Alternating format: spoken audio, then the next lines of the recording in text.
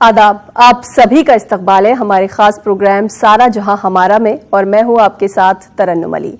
हम एक बार फिर हाजिर हैं आपकी दीन और दुनिया से जुड़ी परेशानियों को सुलझाने के लिए, और इन सब पर बात करने के लिए हमारे साथ इस वक्त दो खास मेहमान मौजूद हैं। आलिमा शबनम अब्दुल मन्नान, आपका इस्तकबाल है हमारे इस प्रोग्राम में, और नातख्वां हमारे साथ हैं हलीमा हाशमी, आपका भी इस्तकबाल है हमारे इस प्रोग्राम में। नाज़रीन, आप भी हमारे इस प्रोग्राम में शामिल हो सकते हैं। हमारे नंबर्स लगातार आपकी टीवी स्क्रीन पर फ्लैश हो रहे हैं। हमें इंतज़ार है आपके सवालों का।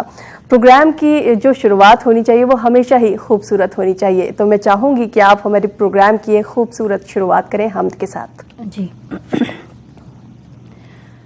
तू रहीम है, तू करीम है, तेरी ज़ात सबसे अजीम है।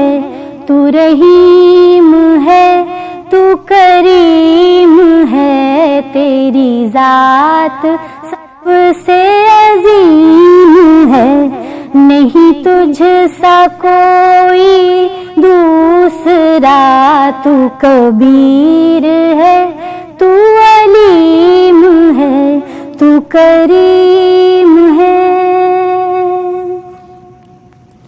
तेरी रह गुजर है दिले बशर, तेरी रह गुजर है दिले बशर, तेरा मुस्तकर है हर एक नजर, तेरा मुस्तकर है हर एक नजर। तेरी दस्तरस से किसे मफर, तेरी दस्तरस से किसे मफर। तू बसीर है, तू फहीम है, तू करीम है। तू बैद भी, तू करीब भी, तू बैद भी, तू करीब भी, तू मुहीब भी, तू हबीब भी, तू मुहीब भी, तू हबीब भी। तू हरारते दिले आशना, तू हरारते दिले आशना, तू निशान अक्ले सलीम है, तू निशान अक्ले सलीम है, तू करीम है। ये लताफते, ये इनायते, ये लताफते, ये इनायते हैं तेरे करम की वजाहतें, हैं तेरे करम की वजाहतें। जो चमन में है वो नसीम है, जो चमन में है वो नसीम है, जो गुलों में है वो शमीम है, जो गुलों में है वो शमीम है, तू करीम है। तू है राज जा तो सिफात का, तू है राज जा तो सिफात का, तू है रंग बज़ में हयात का, तू है रंग बज़ में हयात का। कहीं शान खुल्क़े मुहम्मदी, कहीं शान खुल्क़े मुहम्मदी, कहीं हुस्न नुत्क़े कलीम है, कहीं हुस्न नुत्क़े कलीम है, तू करीम है।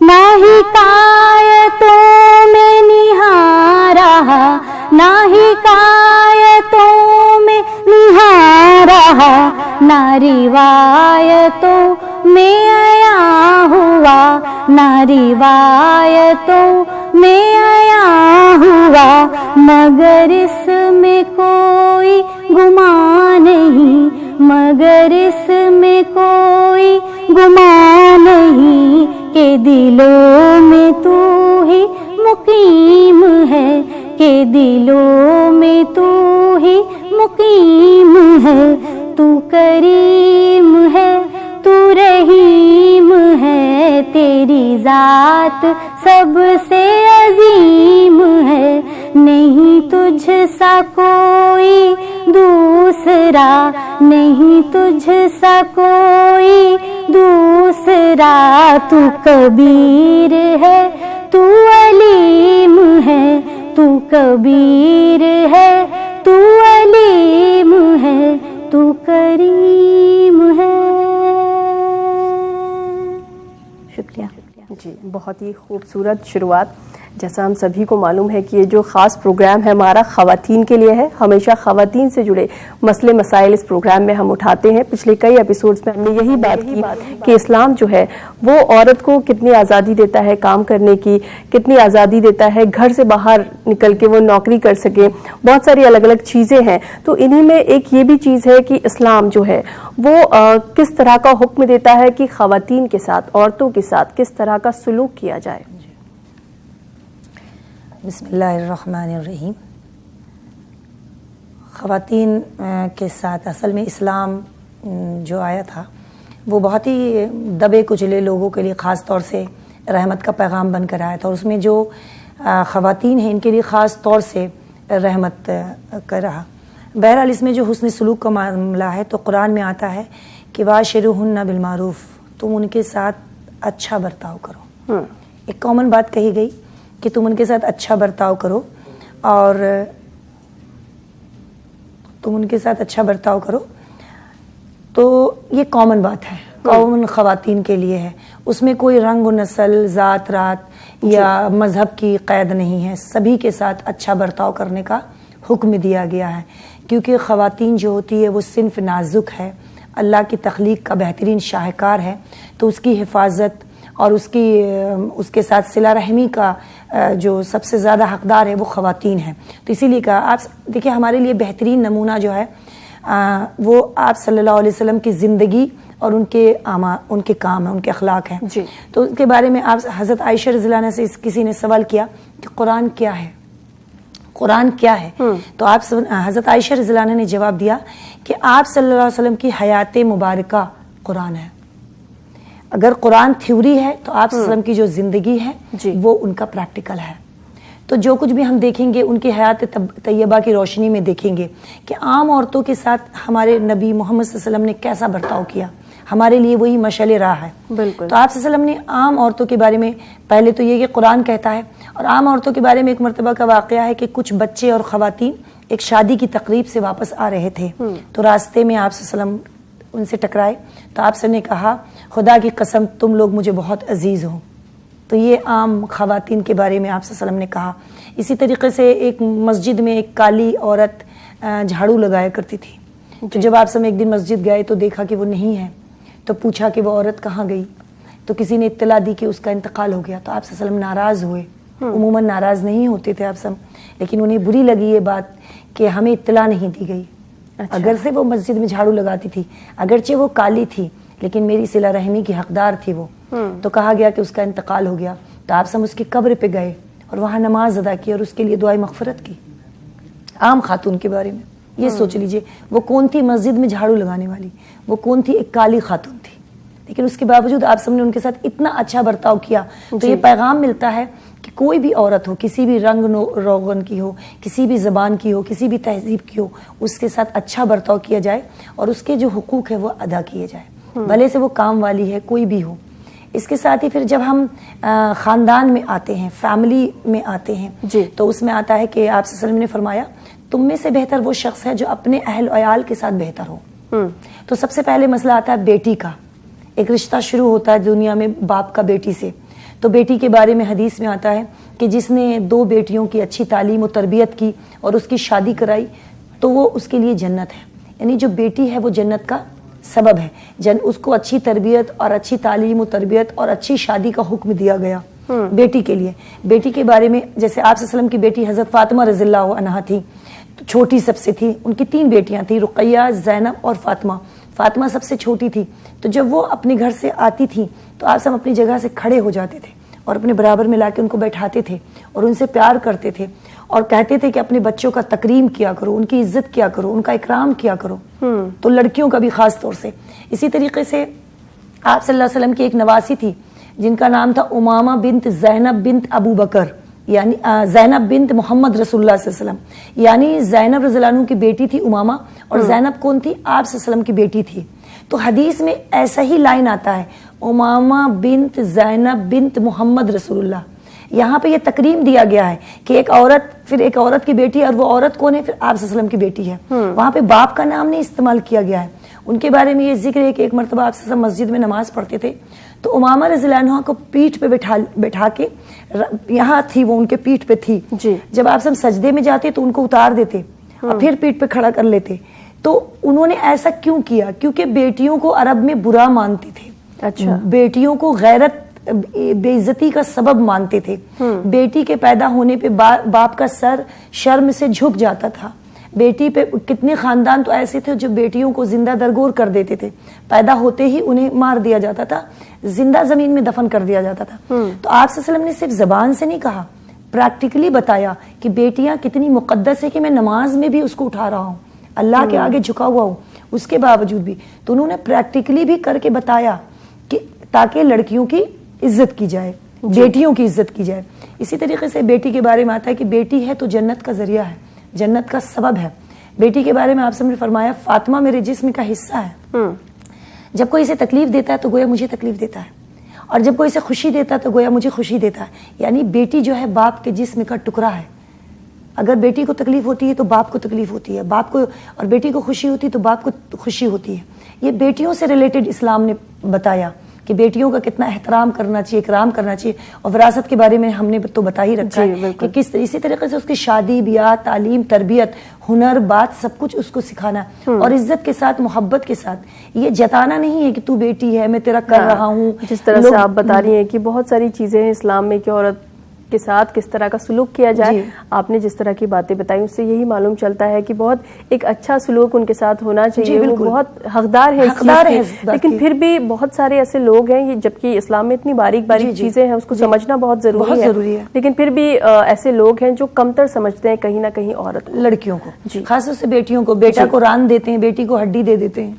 لمبی ہڈی بیٹے کو دینا ہے، چھوٹی ہڈی بیٹی کو دینا ہے. بیٹے کے لیے مہنگا کپڑا، بیٹی کے لیے بچ جائے تو ٹھیک ہے، نہیں تو کوئی بات نہیں. ماں کے کپڑے کا ایجوکیشن کو بھی کہیں نہ کہیں یہ ضروری سمجھتے ہیں کہ لڑکوں کے لیے پہلے ہے، بعد میں لڑکیوں کے لیے. بیٹوں کو تو امریکہ تک بھیج دیتے ہیں، لیکن بیٹیوں کو محلے کے مدرسے میں جانا بھی منع کر دیتے ہیں. لیکن الحمدللہ پہلے کی بنسبت اب آئی ہے، بدلاؤ آ رہا ہے. پہلے یہ تھا کہ خواتین بالکل نہیں پڑھتی تھی، پھر خواتین کو پڑھنے کی اجازت تو ملی، لکھنے کی نہیں ملی. جی. اور اس میں بڑے بڑے علماء کرام شامل تھے. ان کا یہ رائے تھا کہ اگر یہ لکھے گی تو سسرال کی باتیں گھر تک لایا کرے گی. اچھا، سمجھے، لکھا کرے گی. تو ان کو لکھنے کی اجازت نہیں. بہرحال لکھنے کی اب تو ماشاءاللہ بہت کچھ ہے، لیکن پھر بھی ابھی بھی 10% ہے، ابھی بھی 90% بیداری نہیں آئی ہے عورتوں کو، کیونکہ وہ عورتوں کو زحمت سمجھتے ہیں، عورتوں کو حسن اخلاق یا حسن اس کا صلہ رحمی کا حقدار نہیں سمجھتے. تو یہ تو بیٹی کو لے کر تھا. اب بیوی کے معاملے میں ہم آئیں تو سب سے پہلی بیوی خاتون اول، فرسٹ لیڈی آف دا اسلام، حضرت خدیجہ رضی اللہ عنہا. آپ صلی اللہ علیہ وسلم، پہلے یہ سمجھ لینا ضروری ہے حضرت خدیجہ کون تھی. حضرت خدیجہ نے جب آپ صلی اللہ علیہ وسلم سے نکاح کیا تو ان کی عمر 40 سال تھی اور آپ صلی اللہ علیہ وسلم کی عمر 25 سال تھی. آپ صلی اللہ علیہ وسلم پورے کائنات کے سب سے خوبصورت انسان تھے، یہاں تک کہ چاند بھی ان کے آگے پھیکا تھا، حسن یوسف بھی ان کے آگے پھیکا تھا، کیونکہ حسن یوسف کو تو بیان کیا جا سکتا، آپ صلی اللہ علیہ وسلم کی خوبصورتی کو بیان نہیں کیا جا سکتا تھا. نہایت ایماندار، اچھے خاندان کے تھے. کس سے شادی ہوئی؟ وہ پہلے سے 3 شادی ان کی ہو چکی تھی. کن کی؟ حضرت خدیجہ رضی اللہ عنہا کی، اور ان کے 5 بچے تھے. لیکن آپ صلی اللہ علیہ وسلم نے جب ان سے شادی کی تو انہیں یہ نہیں جتایا کہ میں نے تجھ پہ احسان کیا، تو 3 بار شادی شدہ تھی اور تیرے پہلے سے 5 بچے تھے. ہندا، حالہ، پھر ہند، حالہ اور ہند اور محمد اور ایک شاید طالب، ایسے نام تھے ان کے بچوں کے. یہاں تک کہ جب حضرت خدیجہ کا انتقال ہوا تو اس سال کا نام پڑا کہ عام الحزن، غم کا سال. یہ سوچ لیجئے. یہاں تک کہ جب جبرائیل علیہ السلام آتے تھے تو آپ سب سے کہتے تھے کہ حضرت خدیجہ کو میرا سلام کہہ دیجئے گا. آپ سوچ لیجئے، اتنے بڑے فرشتے، جلیل القدر، تمام فرشتوں میں سب سے بڑے وہ ہیں، وہ کن کو سلام کر رہے؟ ایک بیوی کو، ایک بیوی کو سلام پیش کر رہے ہیں کہ میری طرف سے سلام کر دیجیے گا. یہی نہیں، حضرت خدیجہ کو بھی آپ صلی اللہ علیہ وسلم کے ذریعہ حضرت جبرائیل علیہ السلام سلام بھیجا کرتے تھے. اور ساتھ رہنے کی بات جہاں تک کہتی ہوں کہ جہاں سے حضرت عائشہ رضی اللہ عنہا گوشت کی بوٹی توڑتی تھی وہیں سے آپ صلی اللہ علیہ وسلم کھاتے تھے، جہاں سے پیالے سے پانی پیتے تھے وہیں سے وہ بھی پیتے تھے. آپ سمجھ چکے حضرت عائشہ جو کہ چھوٹی تھی تو آپ صلی اللہ علیہ وسلم انہیں کھیل دکھانے لے جایا کرتے تھے. جب حبشی لوگ تھے وہ آتے تھے کھیل تماشا دکھاتے تھے تو آپ سمے سے بیٹھ جاتے تھے، حضرت عائشہ کو یہاں پیچھے کھڑا کر لیتے تھے اور یہاں سے وہ دیکھا کرتی تھے تماشے اور ان کے کھیل میں حصہ لیتے تھے. حضرت عائشہ بیٹھ کے گڑیا بنایا کرتی تھی، کپڑے سے گھوڑے بنایا کرتی تھی. تو پوچھا کرتے، ایک بار حضرت عائشہ نے گھوڑے میں پر بنا دیا تو آپ سب نے پوچھا کوئی گھوڑے کے پر ہوتے؟ حضرت عائشہ نے پٹ سے کہا حضرت سلیمان علیہ السلام کے گھوڑے کے پر تھے. تو آپ سب ایک دم خوش ہو گئے، ہنسنے لگے کہ عائشہ نے اتنا صحیح جواب دیا. اسی طریقے سے آپ سب گھر آتے تھے تو حضرت عائشہ کے لیے آٹا گوند دیا کرتے تھے روٹی بنانے کے لیے کہ وہ روٹی بنائے گی تو میں آٹا گوند دیتا ہوں. آپ سب گھر میں جھاڑو لگا دیا کرتے تھے. دونوں جہاں کے سردار جن کے لیے کائنات بنی وہ اپنی بیویوں کے ساتھ کیسا برتاؤ کر رہے ہیں. یہی نہیں، انہوں نے اگر باندی سے شادی کی، حضرت صفیہ بنت ہے خیبر کی جنگ میں باندی بن کر آئی تھی. ان کا واقعہ میں سناتی چلوں کہ حضرت صفیہ بنت ہے جو تھی وہ یہود کے بہت بڑے خاندان سے تھی، لیکن جب یہود سے جنگ ہوئی تو اس میں وہ جنگ ہار گئے.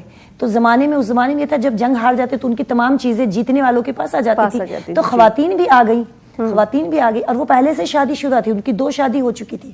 کن کی؟ صفیہ بنت ہے کی. تو جب وہ آئی تو ایک صحابی ہے جن کا نام ہے دہیہ کلبی، جو کہ کاتب وحی ہے، وحی لکھا کرتے تھے. جب قرآن نازل ہوتا تو اس کو لکھا کرتے تھے. تو انہوں نے کہا صفیہ کے لیے کہ میں ان کو لیتا ہوں اپنے پاس.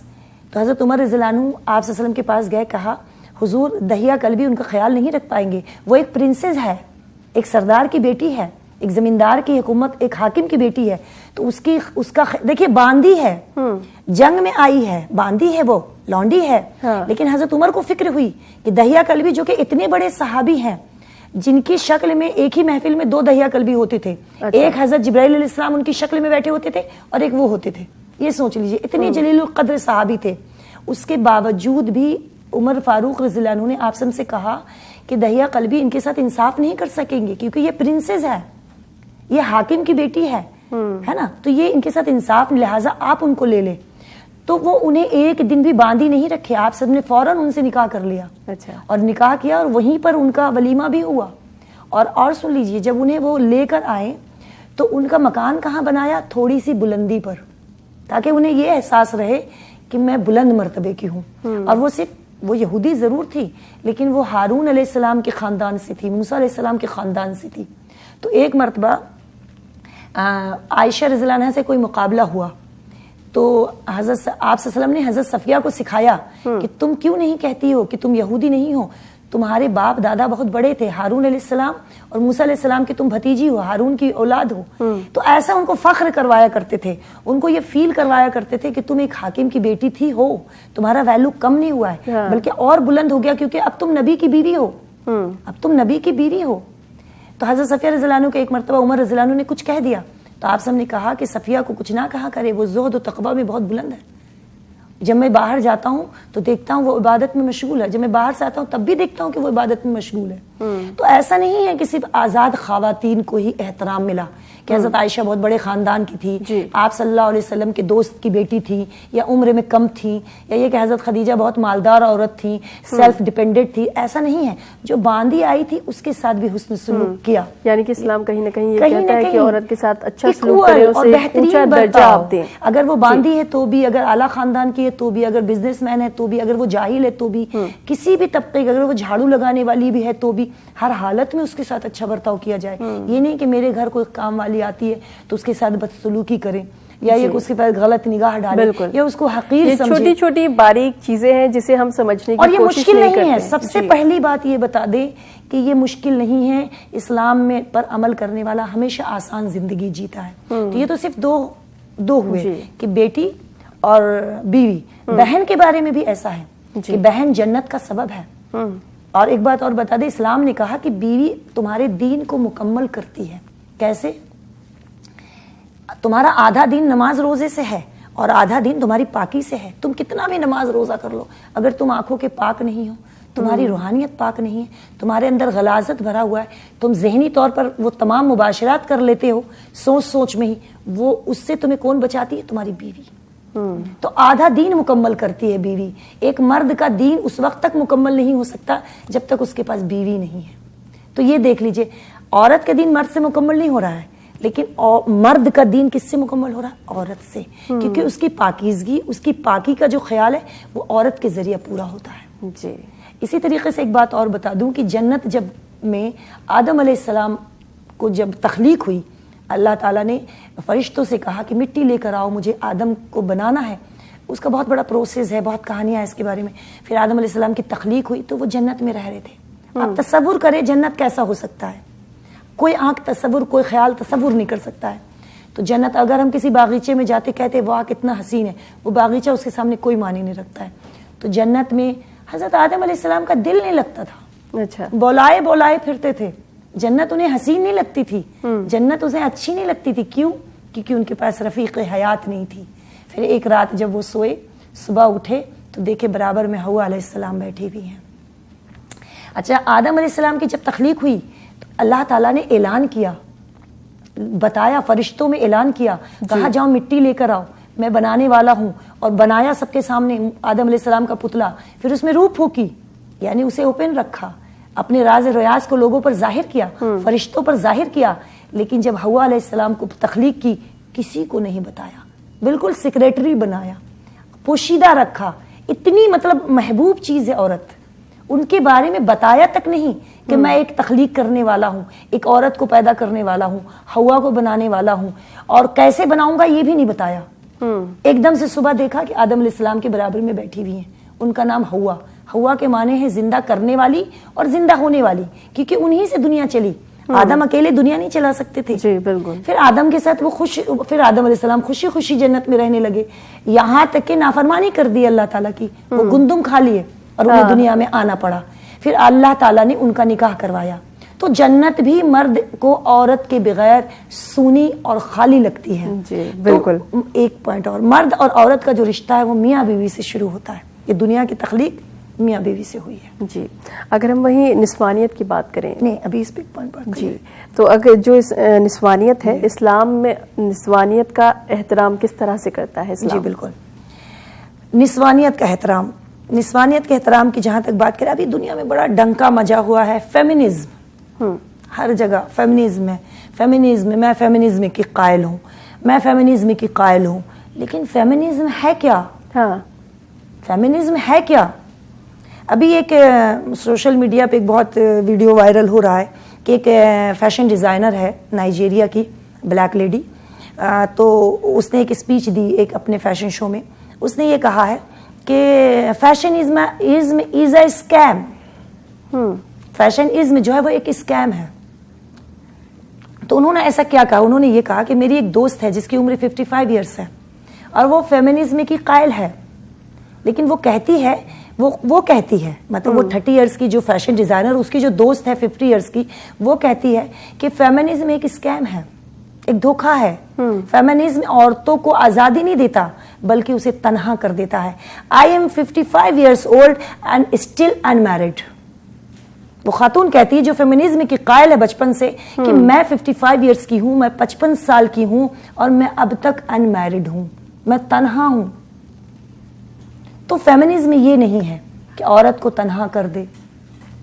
فیمنزم یہ نہیں ہے کہ عورت کو مرد نما ایک تخلیق بنا دے, مرد نما ایک مخلوق بنا دے, اس کی نسوانیت کو ختم کر دے. جب ہم اس کی نسوانیت ہی کو ختم کر دیں گے تو پھر کاہے کا فیمنزم.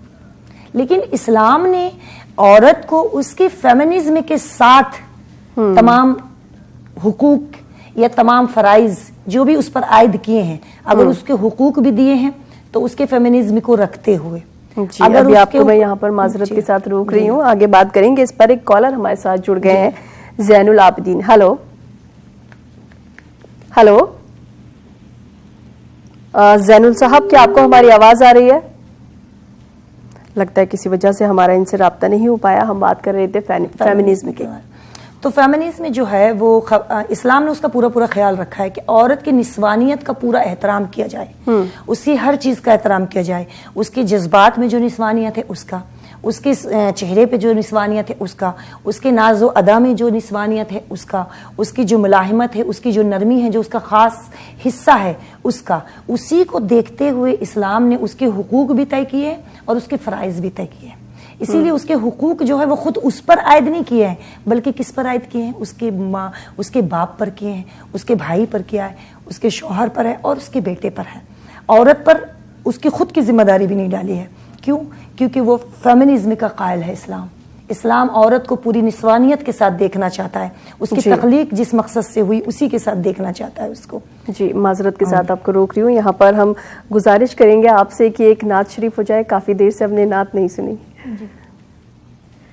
آمنہ کا جایا ہے گود میں حلیمہ کے، آمنہ کا جایا ہے گود میں حلیمہ کے، دیکھو چاند اترا ہے گود میں حلیمہ کے، دیکھو چاند اترا ہے گود میں حلیمہ کے، آمنہ کا جایا ہے گود میں حلیمہ کے، جھک گیا ہے خود کعبہ آمدے پیمبر پر، جھک گیا ہے خود کعبہ آمدے پیمبر پر، کعبے کا بھی کعبہ ہے گود میں حلیمہ کے، کعبے کا بھی کعبہ ہے گود میں حلیمہ کے، آمنہ کا جایا ہے گود میں حلیمہ کے، ہر ادا نرالی ہے مصطفیٰ کے بچپن کی، ہر ادا نرالی ہے مصطفیٰ کے بچپن کی،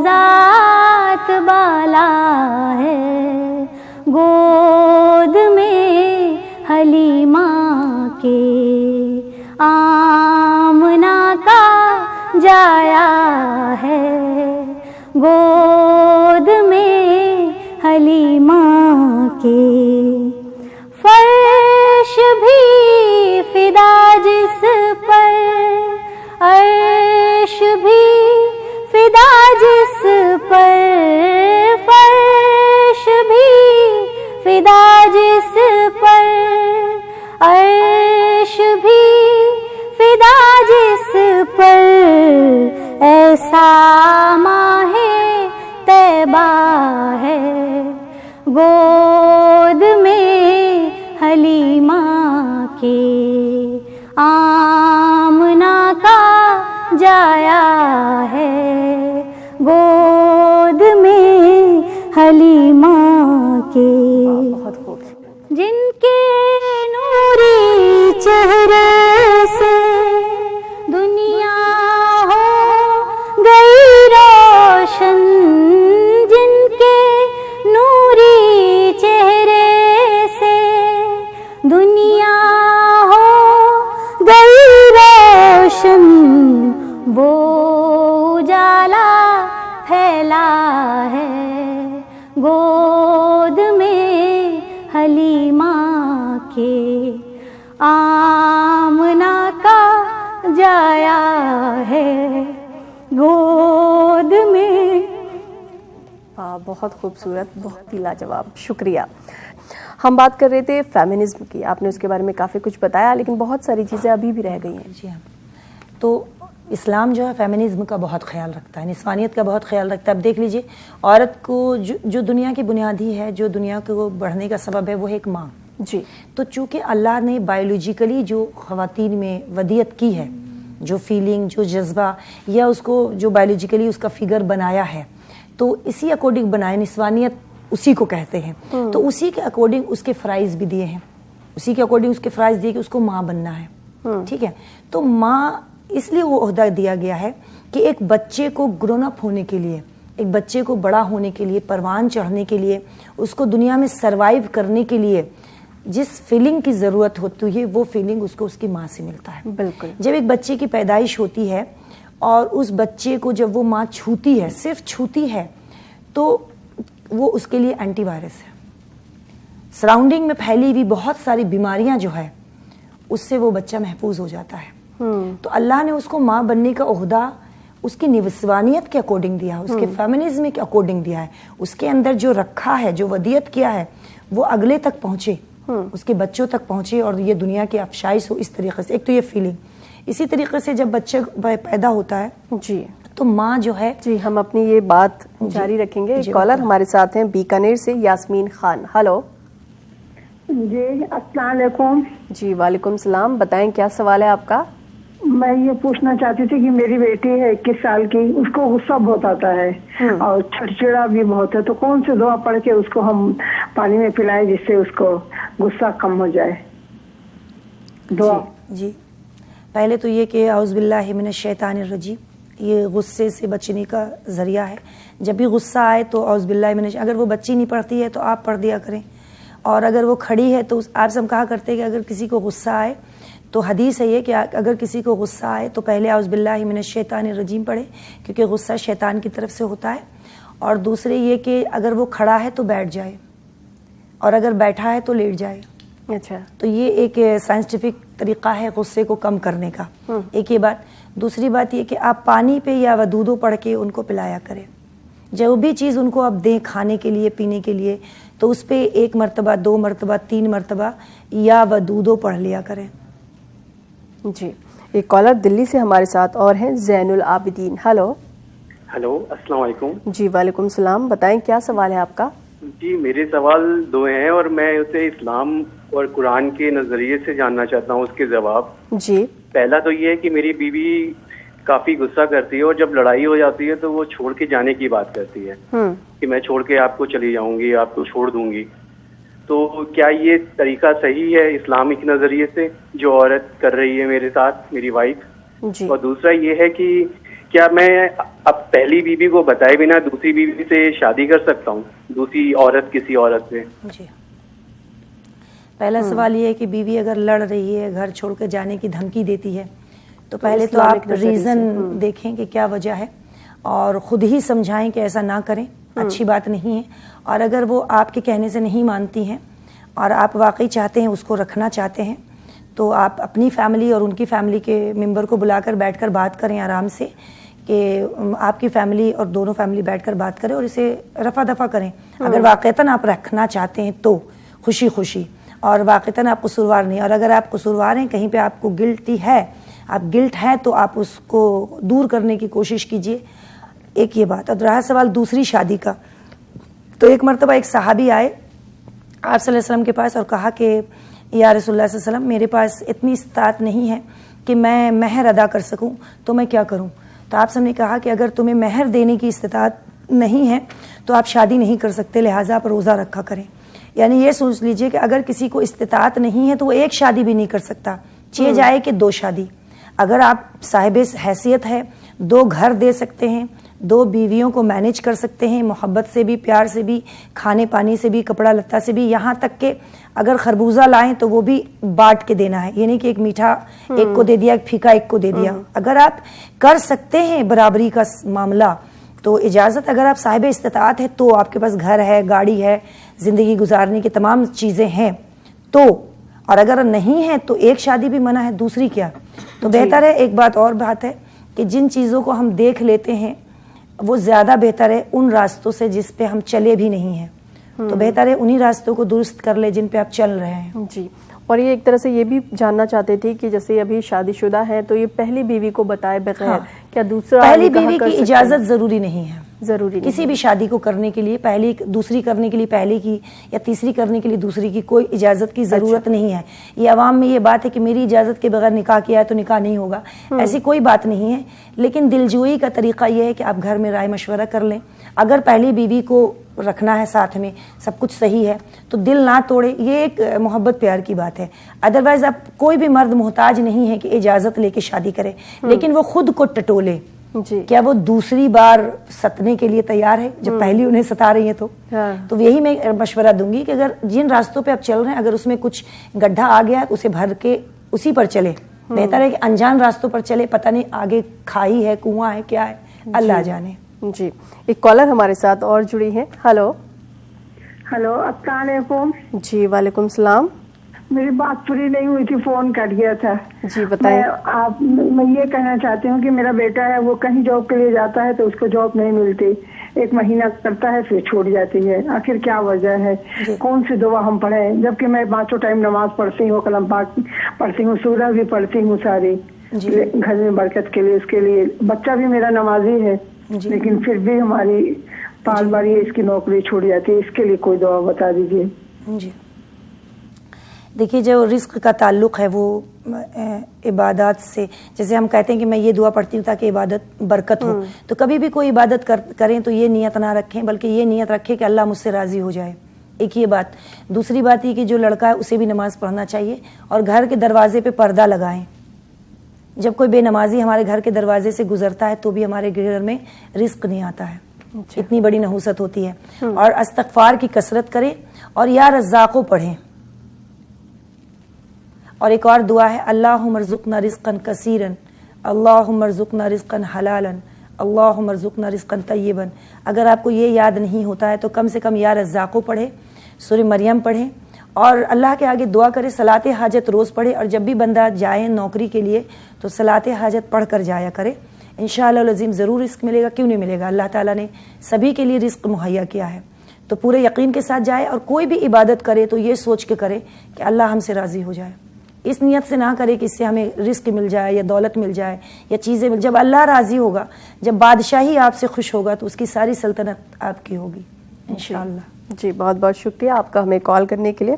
آپ بتا رہی تھی کہ ماں کا جو درجہ ہے وہ کتنا بلند ہے. تو وہ نسوانیت کو دیکھتے ہوئے اللہ تعالیٰ نے اس کو ماں کا دیا کہ جب بچہ پیدا ہوتا ہے تو اس کی فیلنگ سے وہ اینٹی وائرس سے اس کے لیے سراؤنڈنگ میں پھیلی ہوئی بیماریوں سے وہ بچ جاتا ہے. پھر جب ماں اپنے کلیجے سے اس کو لگاتی ہے اور اس کو اپنا دودھ پلاتی ہے، جو کہ اس وقت تک دودھ کی شکل بھی نہیں ہوتی ہے، ایک پانی کی شکل ہوتی ہے. جب وہ چند قطرے اس کے حلق میں جاتے ہیں تو وہ پانی اس کے لیے بڑی بڑی بیماریوں سے لڑنے کا قوت مدافعت پیدا کر دیتی ہے، جس سے وہ بڑی بڑی بیماریوں سے بچتا ہے. اسی طریقے سے ماں جب ایک بچے کو اپنے حلقے میں لے لیتی ہے، اپنے آغوش میں سما لیتی ہے، تو وہ بچہ جو ہے ایسا یہ محسوس کرتا ہے کہ کسی قلعے میں آ گیا ہے. تو یہ نسوانیت ہے، وہ فیمنزم ہے جو اللہ تعالیٰ نے اس کے اندر ڈالا. تو جو کچھ بھی عورتوں پر اسلام نے ذمہ داریاں عائد کی ہے وہ اس کی نسوانیت کو دیکھتے ہوئے کیا ہے. کہیں پر بھی آپ کسی بھی فیلڈ میں دیکھ لیں، ماں کے رول ہے تو اس میں کیا ہے، گھر دیکھنا ہے، بچوں کی دیکھ ریکھ کرنی. اس پر کمانا فرض نہیں ہے. اگر وہ کماتی ہے یہ ان کا شوق ہے، یہ ان کی ذمہ داری نہیں ہے، ان پہ فرض نہیں ہے. گھر کے باہر اس پہ فرض نہیں ہے. اگر وہ اپنے شوق سے کرتی ہے، اپنے ہنر کا استعمال کری، وہ ایک الگ میٹر ہے، لیکن اس پہ فرض نہیں ہے. تو یہ نسوانیت کا خیال کیا گیا ہے. اسی طریقے سے جب لباس پر بات آئے تو عورت کو اللہ تعالیٰ نے ایسے لباس کو اپنانے کا حکم دیا ہے جو مرد کے مشابہ نہ ہو. کیونکہ مرد ہینڈسم ہوتا ہے، جمیل نہیں ہوتا ہے، خوبصورت نہیں ہوتا ہے. مرد وہ وجاہت والا ہوتا ہے، باوقار ہوتا ہے، پرزور ہوتا ہے، لیکن خوبصورتی عورت میں ہوتی ہے. اور جب ایک عورت اپنا کپڑا پہنتی ہے تو وہ اور حسین ہو جاتی ہے. تو اس طرح یہ بھی نسوانیت کے اکارڈنگ اس کو لباس کا بھی حکم دیا گیا ہے. اچھا، کوئی بھی آپ فیلڈ اٹھا کے دیکھ لیں. میں اس کی مثال اس طریقے سے دینا چاہوں گی کہ عورت کے لیے جو بھی لاہی عمل، جو بھی ذمہ داریاں اسلام نے طے کیا ہے، اللہ تعالیٰ نے طے کیا ہے اور ہمارے نبی نے بتایا ہے، اس کی مثال ایک کمپیوٹر جیسی ہے. اور مرد کی جو ذمہ داریاں اللہ تعالیٰ نے عائد کی ہے، اس پہ جو فرائض لگائے ہیں اور آپ صلی اللہ علیہ وسلم نے جو انہیں بتایا ہے، وہ ایک ٹریکٹر جیسا ہے. تو ٹریکٹر کا کام کبھی بھی کمپیوٹر سے نہیں لیا جاتا، لیکن کمپیوٹر جو وہ ٹریکٹر کو آپریٹ ضرور کرتا ہے. جی کمپیوٹر جو ہے وہ ٹریکٹر کو آپریٹ ضرور کرتا ہے. تو یہی مثال ہے ایک مرد اور ایک عورت کی, کہ عورت کی نسوانیت کا خیال کرتے ہوئے اللہ تعالیٰ نے اس کو کمپیوٹر جیسی ذمہ داری دی ہے, سیف, آسان, سافٹ, جس کو بولتے سافٹ ویئر. جیسے مرد باہر جا رہا ہے تو اس کو بولے گی عورت چینی ختم ہو گیا لے کر آنا, تو وہ چینی کیسے لائے گا؟ وہ اس ٹریکٹر کا کام ہے, اس مرد کا کام ہے. آرڈر دینا کس کا ہے؟ اس کمپیوٹر نے کیا, آپریٹ کیا اس کو. آج یہ چیز لے کر آئیے گا, آج وقت پہ آ جائیے گا, آج بچے بیمار ہے, کوئی بھی ایسا, یعنی بڑی ذمہ داری جو مضبوط, لیکن جو آپریٹ کرتی ہے اس بڑی مشین کو جو آپریٹ کر رہا ہے وہ کون کر رہا ہے؟ وہ ایک عورت کر رہی ہے. عورت کون ہے؟ وہ کمپیوٹر ہے جو آفس میں لگا ہوا ہے, یعنی گھر میں ہے, اور ٹریکٹر باہر جاتی ہے. کسی کنسٹرکشن ڈپارٹمنٹ میں آپ دیکھ لیں, بڑی بڑی مشینری ہے, پوری بلڈنگ بنا رہی ہے, محنت ہے, دھوپ میں ہے, جل رہا ہے, مشینیں ہیں, آوازیں آ رہی, دھواں ہو رہا, بہت کچھ ہو رہا ہے.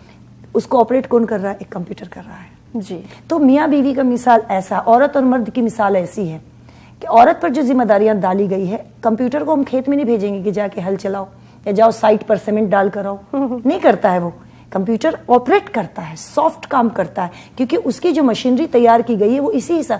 تو جب ایک کمپیوٹر کی اس کی سافٹنیس کا خیال رکھتے ہوئے ہم اس سے کام لے رہے ہیں, تو ایک عورت سے کیوں نہیں؟ تو اسلام نے جو بھی کام عورت کو دیا ہے اس کے فیمنزم کا خیال رکھتے ہوئے دیا ہے. اور جہاں جہاں جو ہمارے لیے انسٹرکشن مردوں سے زیادہ ہے, تھوڑے سے زیادہ ہے, وہ یقیناً ہم پر سختی نہیں ہے, وہ ہمارے فیمنزم کا تقدس ہے, اور فیمنزم کا احساس دلانا ہے ہم کو کہ تم وہ شاہکار ہو جو مجھے بہت عزیز ہے, ہم تم پہ ایک دھول رکھنا بھی برداشت نہیں کر سکتے. یہ اللہ تعالیٰ اور بھی باتیں اس سے جڑی ہوئی اپنی جاری رکھیں گے. ایک کالر ہمارے ساتھ جڑی ہیں شاہدہ کرناٹکا سے. ہیلو. ہیلو, السلام علیکم. جی وعلیکم السلام, بتائیں کیا سوال ہے, کیا پوچھنا چاہتی ہیں؟ جی, ہمارے بھابھی کو شادی ہو کے 5 سال ہوا اور اولاد نہیں ہے ابھی تک. جی دیکھیے, اولاد پہلے تو یہ کہ اللہ تعالیٰ فرماتا ہے اور آپ سب سے ثابت ہے کہ کسی بھی ایسے کام کے لیے علاج ضروری ہے. تو سب سے پہلے تو یہ دین کا حصہ ہے, اللہ پر یقین رکھیں, اور جو دنیاوی ہے ڈاکٹر سے دکھانا وہ ضرور کریں, کسی اچھے گائنی سے یا کوئی IVF سینٹر وغیرہ پہ جا کر کے دکھائیں کیا ہے نہیں ہے. دونوں ہسبینڈ وائف, عموماً کیا ہوتا ہے مرد اپنا ٹیسٹ نہیں کراتے, عورتیں دوڑتی رہتی ہیں, تو دونوں اپنا ٹریٹمنٹ کرائیں. اور ساتھ میں جو ہے یا مصورو یا خالقو یا باریو, یا مصورو یا خالقو یا باریو, اس کا ورد کریں اور سورہ مریم پڑھیں, سورہ مریم روز پڑھیں, اور یا مصورو یا خالقو یا باریو. ساتھ میں ایک اور کام کریں, یا اللہ ہو یا مصور ہو یا خالق ہو یا باری ہو, اسے ضرور پڑھتی رہے انشاءاللہ العظیم. جی, ایک کالر ہمارے ساتھ جڑی ہیں مراد آباد سے, نرگس فاطمہ. ہلو. ہلو, السلام علیکم. جی وعلیکم السلام. میں یہ پوچھنا چاہ رہی تھی کہ لڑکی پر نماز جو ہے کتنے سال کی عمر میں فرض ہو جاتی ہے, بتائیے. جی, لڑکی ہو یا لڑکا 7 سال کی عمر سے ان کو نماز کی تلقین کرنی چاہیے کہ وہ نماز پڑھے. اور بچپن 7 سال میں ختم ہوتا ہے جب ہمارا دانت ٹوٹ جاتا ہے. 7 سال تک حکم آیا ہے کہ اپنے بچے کو کہیں نہ بھیجے, کلیجے سے لگا کر رکھے, ایون نماز کے لیے بھی نہیں بھیجنا ہے. یہ سمجھ لیجئے. ہاں, صرف تعلیم و تربیت آپ گھر میں کر سکتے ہیں. ابھی جو بچے کو 2 سال کے بچے کو ہم بھیج دیتے ہیں وہ غلط طریقہ. تو 7 سال میں اس کو نماز کا حکم دے, نہ صرف نماز کا بلکہ جو بھی فرائض ہے, روزے کا بھی ہم حکم دیں گے, لیکن تادیباً دیں گے, ان کو سکھائیں گے. لیکن جب وہ 10 سال کا ہو جائے تو پھر سختی سے ان کو نماز کا, بلکہ اس کے لیے پھر ہم چھڑی سے ان کو ضرب بھی لگا سکتے ہیں اگر وہ نہ پڑھے تو. جی, تو 7 سال شروعات اور 10 سال کے بعد سختی. جی, نماز یا کوئی بھی فرض کے لیے, روزہ وغیرہ کے لیے بھی. جی, میں حلیمہ ہاشمی جی سے درخواست کروں گی کہ ایک وہ خوبصورت سی نعت ہمارے ویورز کو سنائیں. جی. اٹھو اٹھو کے شہ نامدار آتے ہیں, اٹھو اٹھو کے شہ نامدار آتے ہیں, کہ خاص مقصد پروردگار آتے ہیں, کہ خاص مقصد پروردگار آتے ہیں. اٹھو اٹھو کہ شہ نامدار آتے ہیں، ہوا ہے عرش بھی مائل زمین کی جانب، ہوا ہے عرش بھی مائل زمین کی جانب، فرشتے عرش سے یوں بار بار آتے ہیں، فرشتے عرش سے یوں بار بار آتے ہیں، اٹھو اٹھو کہ شہ نامدار آتے ہیں، یہ ساری امت آسی کی خوش نصیبی ہے، یہ ساری امت آسی کی خوش نصیبی ہے کہ آج اس کے بڑے غم گسار آتے ہیں، کہ آج اس کے بڑے غم گسار آتے ہیں، اٹھو اٹھو کہ شہ نامدار آتے ہیں، بڑھائیں نور نظر دیکھیں حسن کا جلوہ، بڑھائیں نور نظر دیکھیں حسن کا جلوہ، کہ جن کی آنکھوں کو تھا انتظار آتے ہیں، کہ جن کی آنکھوں کو تھا انتظار آتے ہیں، اٹھو اٹھو کہ شہ نامدار آتے ہیں، خراج دیں گے جنہیں بادشاہ دنیا کے، خراج دیں گے جنہیں بادشاہ دنیا کے، جہاں میں وہ شہ عالی وقار آتے ہیں، جہاں میں وہ شہ عالی وقار آتے ہیں، اٹھو اٹھو کہ شہ نامدار آتے ہیں، کہ خاص مقصد پروردگار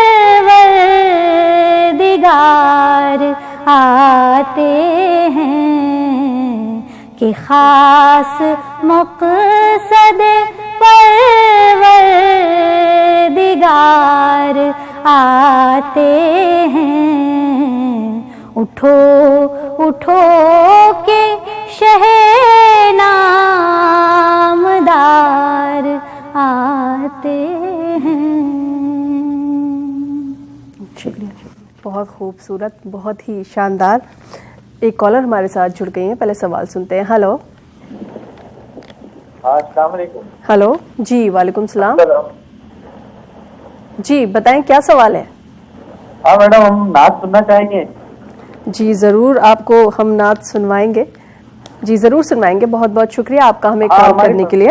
ایک کالر ہمارے ساتھ لائن پر اور ہے، ان کا بھی سوال سنتے ہیں۔ ہلو ہلو، کیا آپ کو ہماری آواز آ رہی ہے؟ हेलो, लगता है किसी वजह से हमारा इनसे रब्ता नहीं हो पाया.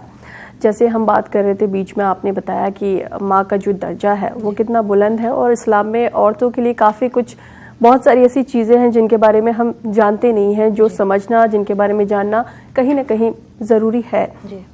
जहाँ हम इस्लाम की बात करते हैं और औरतों की बात करते हैं, तो इस्लाम औरतों की जान और माल की हिफाजत, उनकी इज्जत की हिफाजत के लिए क्या हुक्म देता है? जी बिल्कुल.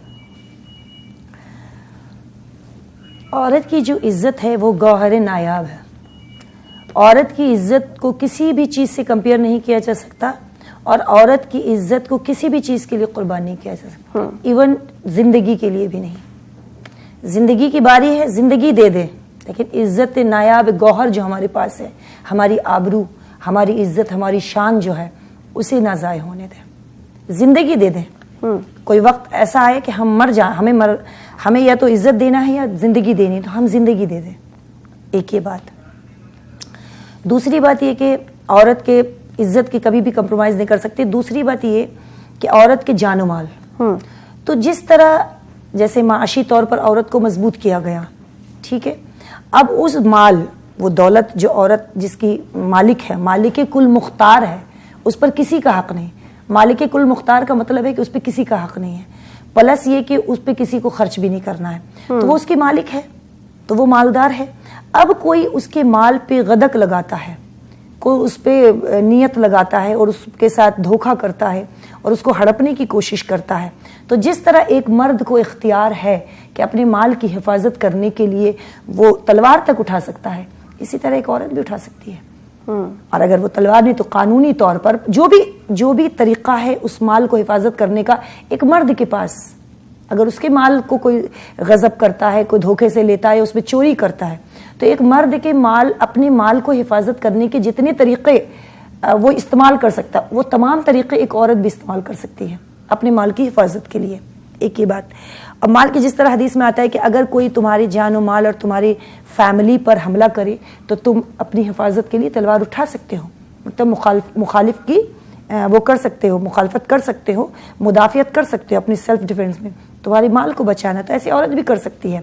इसका एक वाकया है, और जान का भी वैसे इसका एक वाकया है कि ग़ज़वे खंदक में, ग़ज़वे उहद में चूँकि मुसलमानों को थोड़ी नाकामी हुई थी, ठीक है, तो आप सल्लल्लाहु अलैहि वसल्लम ने क्या किया था कि तमाम ख़वातीन को एक किले में ले जाकर रख दिया था, और उस पर हसन बिन साबित जो कि एक सहाबी हैं, जो दिल के मरीज थे, कमज़ोर थे, वो जंग नहीं लड़ सकते थे, तो उनको वहाँ का मुहाफिज बना दिया गया था.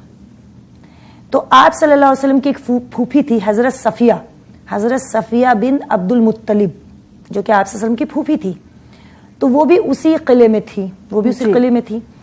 तो उन्होंने क्या देखा कि एक दुश्मन किले की दीवार पे चढ़ रहा है, तो उन्होंने हज़रत हसन बिन साबित को ये इत्तला दी कि एक दुश्मन किले पे चढ़ रहा है, तुम उसको भगाओ जी, और वो आया है बुरी नीयत से, फिर दुश्मनों को लेकर आएगा.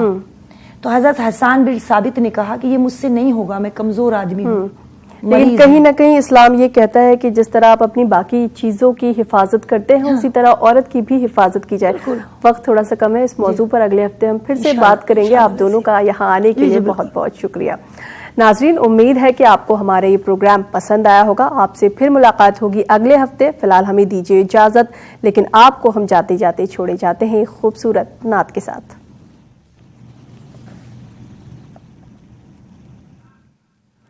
ठंडी ठंडी हवा रहमतों की चली, ठंडी ठंडी हवा रहमतों की चली, बन के मौजे करम मुस्तफा गए, बन के मौजे करम मुस्तफा गए.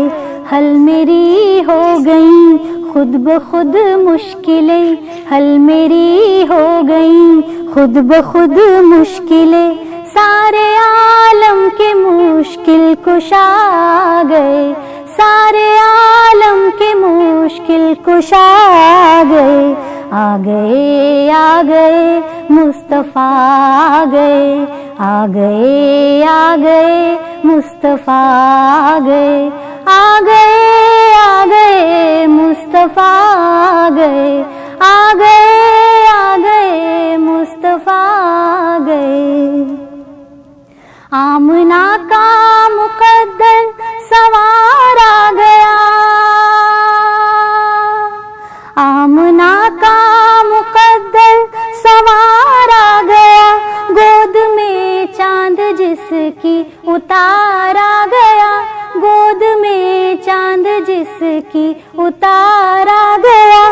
हूरो गुल माँ सलामी को झुकने लगे, हूरो गुल माँ सलामी को झुकने लगे।